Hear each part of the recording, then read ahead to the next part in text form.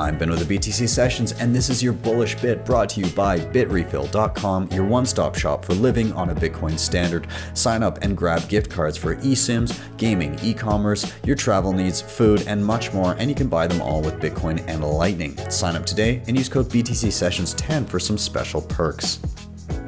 Generally speaking, that whole path of the human rights angle or global empowerment, I think is a really important thing to focus on. And in Broken Money, I put Alex Gladstein as like one of the most common people I reference like over and over again because the work is so valuable. And, the idea of spreading that to not just like, global developed markets, but global developing markets, I think is super important.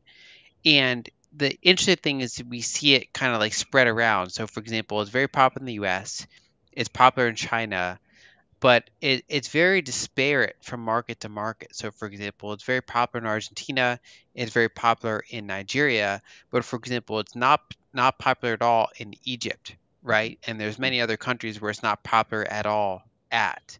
Whether for language reasons or cultural reasons, it's just not something that's spread there so far. And so from country to country to country, there's various opportunities to spread that idea. And in the Western sphere, I've generally found that, obviously libertarian or cypherpunk or more right-leaning people have generally embraced Bitcoin a little bit quicker than people more on the left side of the political spectrum in the Western kind of political sphere, whether US or Europe.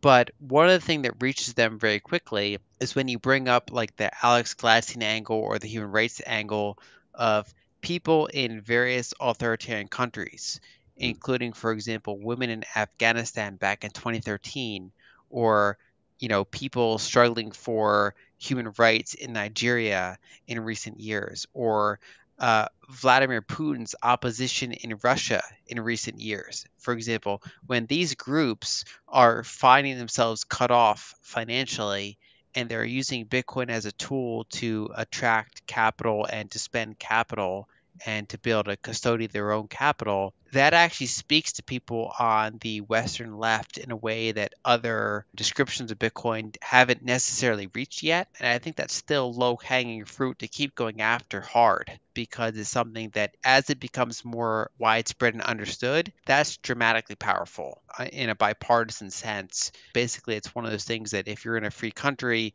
it's like obvious when you know it. And if you're in an authoritarian country, you want it unless you're the one running the authoritarian country. Anytime any person that's in favor of capital moving from authoritarian countries to democracies or other kind of free market economies should support that kind of narrative. And I think that's really easy to market.